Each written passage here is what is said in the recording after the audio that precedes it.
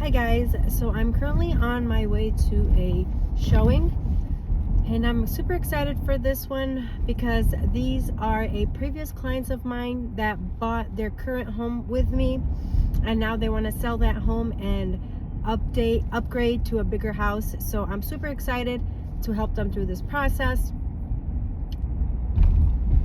Side note, I made me a coffee this morning and I used the Chobani toasted vanilla coconut, and that probably is my favorite so far. I love coconut, I'm a big fan of vanilla, and that combination is like really good. So when I head to my buyer's appointment, I typically have a digital copy of the MLS listing ticket and a digital copy of the seller's disclosures. So in case my clients have any questions, I am there to answer it for them.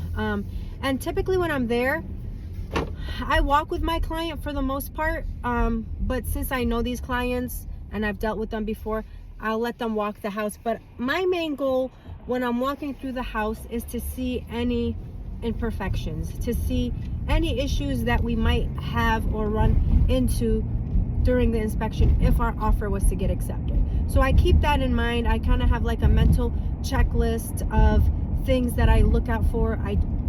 Like, for example, if we're checking the outside of the house, just making sure foundation is okay, there's nothing going on there. How's the grading? While I'm in the backyard, I do look at the AC unit and I just want to make sure. I can typically tell the year of the AC unit by looking at the serial number.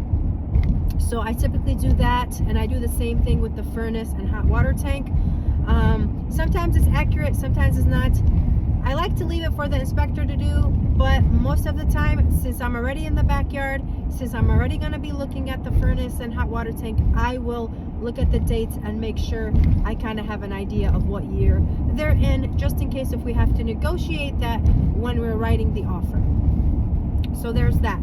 And then once we come into the house, it's just pretty much how I view it is, from a woman's perspective, when you're buying a house, it's typically like an emotional thing for women, right? Like how, when I walk into this house, how does it make me feel? That's how I think about it when I'm a woman. Now, from a man's perspective, it's probably a different, more logical point of view. I'm not really sure how they think, but engineer brain in them, like there's a number person, like does this measure out to be this much for my TV to fit up here, or whatever the case is, but for women, they do have a different perspective when they're walking through a home. So I kind of like to walk through the home and kind of in the eyes of a buyer, and I will look at everything. I'll typically walk into the kitchen and I check for disposals if they have them. Sometimes they don't. It just depends on the property. And I will just like open cabinets and see what kind of cabinets they are, if they're in good condition.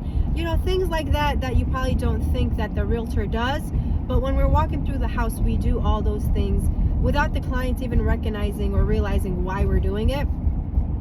And the appliances, make sure they're up to date or they're newer, whatever. And then we head into the bedrooms. Oh, another thing, in the kitchen, I like to look at the GFCI plug, make sure it's GFCI. If not, if we have a FHA client, then we have to make sure that has to be brought up, changed before appraiser comes out, because they can flag that. Another thing, this doesn't happen often, but with FHA clients, you do have to remember that there is like peeling paint that they look into, and like stairways, and make sure if there's stairs, there's a rail holding onto it for safety purposes. So essentially, when it comes to a FHA deal, it's more safety hazards than anything with that.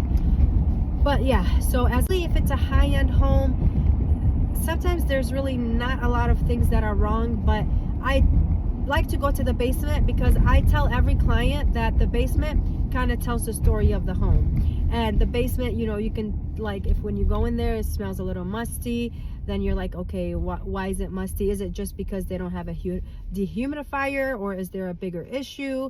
Water stains, I definitely look out for those all the time. You would be surprised how much water stains I see in a home, and then they will say that there was no water in the basement. And sometimes that could be true, but as an agent, you really have to look out for those things. Those are the little things that when I'm, could make or break a deal. And when you're walking with an agent and they're not sure or they don't know what to look for, and that comes with experience. So and more houses you go into, you kind of know what to look out for, and it's kind of like a seamless process. But yeah, that's mainly it. You just walk through the house and make sure there's no cracking on the wall, the foundation isn't bowing, and black foundations sometimes tend to have more cracks and vertical cracks and horizontal cracks that you really have to look out for when it comes to a black basement. Poured basement, not so much. There's not much issues when it comes to that, but you still have to make sure there's no major foundation issues. That's a big thing, because you don't want to buy a house that's has a bad foundation. And sometimes with finished basements, you can't really tell what the foundation looks like. That's why when you're outside, you check for the bricking on the outside of the house and see how it's looking like, and make sure you look out for trees. Now, if there are a lot of trees, then that you'll have to probably do a sewer scope, because a sewer scope is important to make sure the roots did not get into your sewer, causing major issues. So those are essentially like main things that I look for and I do when I'm at a showing. Just making sure there's no red flags, nothing that is potentially going to be bad for my client. I do look at the roof right away. Typically I can tell if the roof has like a 5-year, 10-year life left, and that's very easy to look at a roof and tell. If it's a single flat, then that is old, and it's probably 25 to 30 years old, and you would need a new 3-dimensional roof, and that typically is a newer roof. But even then, if there is like algae growing on the roof, if there's certain like dark spots on the roof, and you can kind of tell when you're looking at a roof whether it's a newer roof or older roof, and if it needs replacing.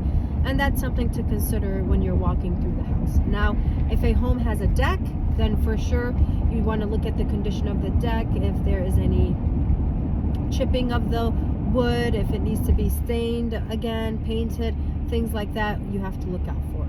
So there's just so much to look out for when you're walking through a home, and like each home you kind of go in there, okay, what do I need to look for when it comes to this or that?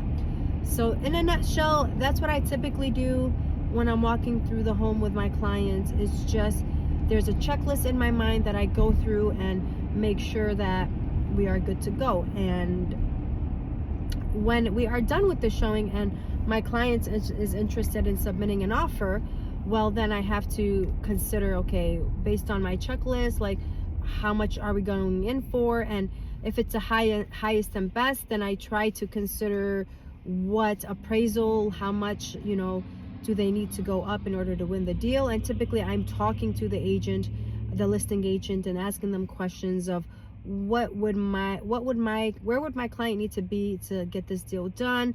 And you just got to submit your best and highest for your client and whatever makes sense. So essentially that's kind of like what I do when I'm showing a property and what I look for. I know this was a long-winded video, but I kind of like to be very informative.